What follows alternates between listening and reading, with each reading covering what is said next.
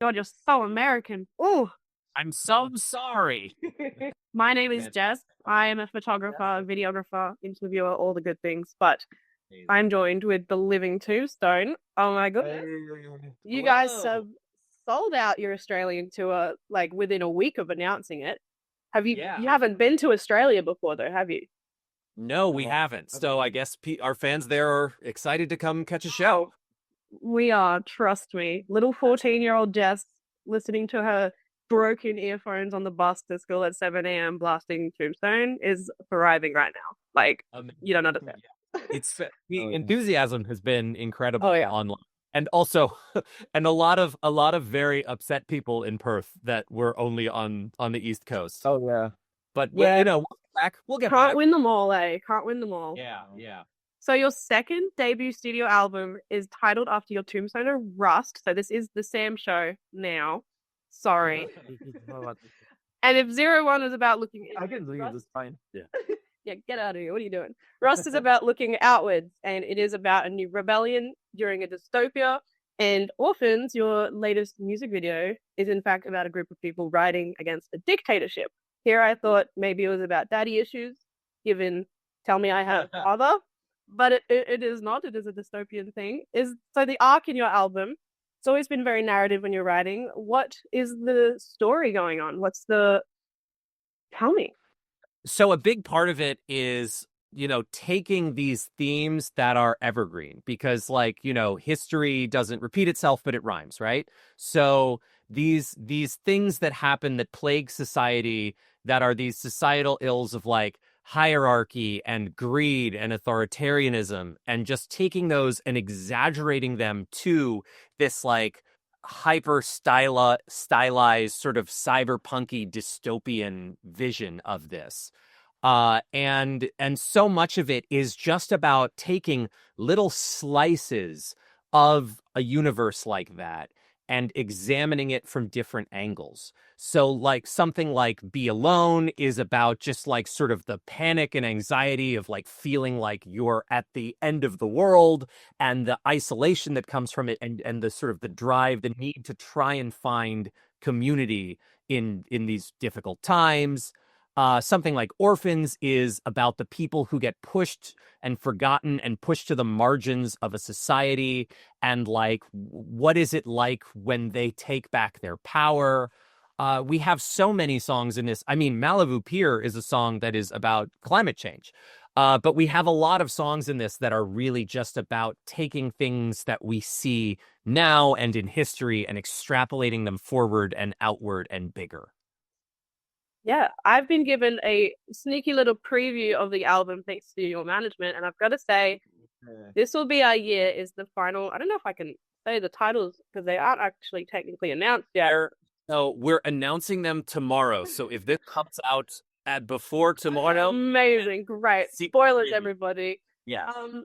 But so This Will Be Our Year was the last song on the track, and it's kind of ends abruptly, I noticed, almost as you're opening it up, leaving it open for endings or perhaps a sequel. What was the thoughts there? Were you just leaving it ambiguous when you left it open, or Oh, yeah, that's a good question. Yeah, is it okay to respond to? Yep, go for it. Okay, because I remember, well, so the way we went about the song, because Sam proposed the idea of ending it with a cover of "This Will Be a Year" by the Zombies, and it's like, and then when we discussed on how to perform this, because the idea was always Sam performs this on the guitar and sings it, but then the question was what's the like framing device to enable the audience when they listen to it to what do they imagine happening like emotionally or where is this is heading, which is why the abrupt ending is to basically say it's a kind of a hard thing to put into words maybe for me, but it's for my interpretation as to remembering suggesting uh uh ending it abruptly this way as if something happened there was to kind of say that you can have really big ideas about what to do about the world and how to solve what's happening. But at the same time, these things are all discussed as ideas because life is so fragile. It's like Yeah. it's very much about Yeah. how things can just be gone because of how much we fight for these ideas because life is so fragile. Yes, it's it's the song, it's particularly the ending of the song is this juxtaposition of like the indefatigable nature of hope, but the very fragile nature of us. Exactly. It's Very Marxism vibes. Very. Yeah, I mean, Did you guys do some research into this? Because this is like big Marx, but man would get along. I mean, I'm not going to pretend I didn't spend many years of my life, having Marxist political arguments online, No. friend. But they're to work, I I guess. guess are really like when we made Rust and we focused a lot of alternative, because the idea is to basically say we can't just say society bad. We have to also figure out what is an alternative to suggest something that we could try, because Yeah. there's so much discussion on, oh, we shouldn't do this and we should do that because this doesn't work, that doesn't work, and it's like, okay, but hold on to something, otherwise you're not saying anything. Yeah, and ultimately, I wouldn't suggest that Rust is the kind of album that has that kind of like preachiness of like attempting to know the answers, but it's certainly But it's kind of the point. Yeah, it's it is a lot about the struggle to find what those answers are. I would Exactly. say. Yeah. Yep.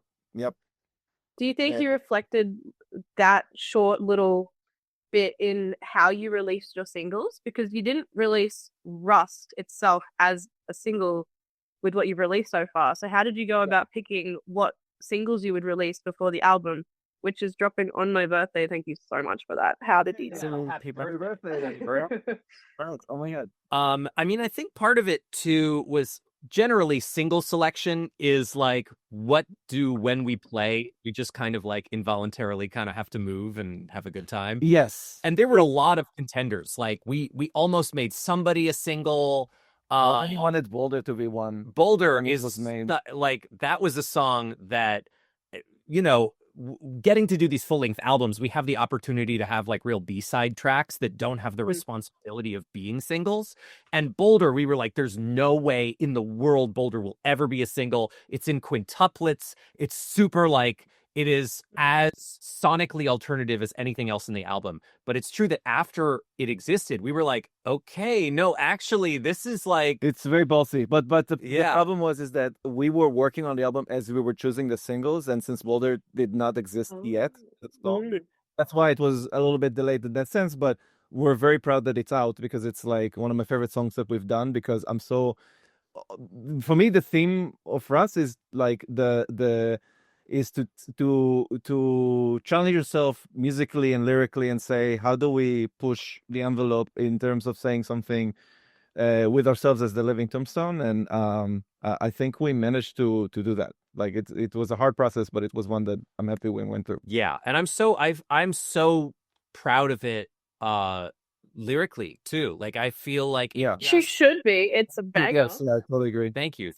Yeah, no, I mean I feel like the first one that there were lyrics to was Be Alone, and I remember after writing the verse to Be Alone, the first verse, feeling like I had just had like 20 Red Bulls, because there was this feeling of like, oh my God, like we can do this.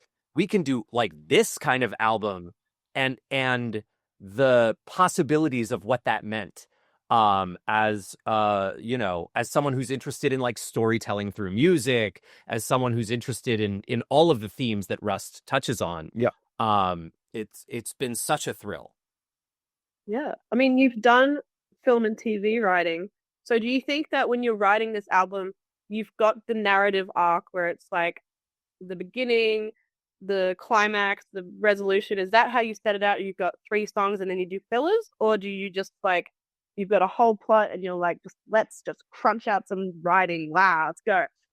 Interestingly, I think the sort of the arc of the album, Kill Us All was always going to be the first track, and This Will Be Our Year was always going to be the last track. Yeah. But outside of that, everything else, it wasn't like, oh, we're going to plot this out specifically. It was once we had all the meat for the sandwich, there was a lot of experimentation into what track order felt the best for us. And so it wasn't about like, oh, we're going to plan these tracks to have specific story beats. It's once we understand where it starts and where it ends, it's like, how does the roller coaster feel most exciting. It's also because it's still an album with it's still music, and I just from the background of being more from musicianship and music production, it's like I my priority in terms of what song track list needs to exist, so it feels like it flows like nicely in energy and what they're about musically. When well, yeah, Killer Soul, and it's interesting because that's where I think it definitely comes from, like Sam's background as a TV writer, is that you said Killer Soul needs to be first, and this will be area will be last. And I remember many times like talking with someone and be like, can we change this? And he's like, no, Killer Soul is first. That's true. This will be Is that why it took so long to release the strongly album? about that. I think part of it is because Kill Us All is the most pessimistic song on the record, Yes. and This Will Be Our Year is the most optimistic, and then it has that ending. Yeah. Which, by the way, if you loop the record, it loops the ending. Yes. I did notice that. I did notice that. Is that why it took so long? Because you did push it back because you wanted to get it right. So it was getting it right, just arguing about the set list and how long it's going to take. It was definitely difficult because because of how big the tracks, like in terms of its seriousness on the themes that it's trying to achieve, and it's a very like it's album you have to take seriously to make sure it's done in the most respectful way possible. You have to make it, then it's like, okay, Sam, let's give it like a month or two of space, just to maybe not listen to it, because we need to constantly have as art is subjective, but you can have sometimes you can forget what you made, so you give yourself the time to forget about it and then listen to it and be like almost like as if you're with fresh ears. Exactly. So that's a lot of why I remember taking along production wise. All right. Now we've got all that out of the way, it's time for my questions, because I've got questions from the fans, which is me, by the fans, which is me. So everyone wants to know, obviously, are we getting a Five Nights at Freddy's sequel, Tombstone cameo, please? Anything. Say. Sorry, Jess. I know, I knew you would say that, but like, yeah. That NDA is real heavy right now, ain't it? Yeah, but we know. Can't say a thing. Nope. Can't say it. Yeah, okay. I know. Your music has been dubbed meme music or gamer music. How do you feel about that? What are your thoughts? Would you rather stay unlabeled, or are you trying to veer out of that with your new album that's original stuff? I think it's like the way, and this is also a balance for us, because we do appreciate our status as like meme music and video game music. Yes, but it's all because in the end of the day, like if we participate as a band, because we're an internet band through and through, in the way it's been done, the way it started as a YouTube thing, it's like it's very much about knowing that you exist with other people who inhabit the internet like you do. And that's why you share with it and you talk with it and engage with it in ways that can only like benefit like people who want to use it as a reference to something. And I think that's really, really cool. And I think we can also understand where it's coming from, which is why we can both be like an album like Rust, which is very dark themes about society and oppression and things that are difficult, and then cats. yeah. We can hold two truths at the same time. I have two sons. You don't feel boxed in or anything? You think it's actually pretty good that it's like, because you're also working on Has Been Hotel and Hell of a Boss, which is insane. I think both of you are working on that. Very fun. That's awesome. What sin best represents both of you? What sin best represents us both? Yeah. And then what sin represents your writing and creative process? That's a really interesting question. Maybe sloth. That's so real. Yeah. You'll have to, very important to y'all to be comfy. That's true. That is true. Just wrap and sloth. Yes. Oh God. For me, maybe like reverse sloth, in that like like my thing is like I am a work addict, which like maybe it's gluttony, but it's like I'm a glutton for productivity. Yeah. But like Love I that. I think I can be very obsessive about the things that I do, and so I think whatever wh- my sin is overindulgence in that. So I guess that is gluttony. Yeah, okay. That's actually pretty good. I'd say mine's probably like envy, but Mhm. I liking the gluttony. Um, are we getting maybe actual a Sam Haft cameo in the show where you two are turned into actual demons? Oh, Or are you just gonna be writing? I don't I- I don't think so. Also, it's not You'll up stay to me. behind the scenes? And I also wouldn't ask for it because I feel like that would compromise That's fair. I think it's You like just slide some fan art over and be like, I mean, if you really want to put it in there, just like yeah.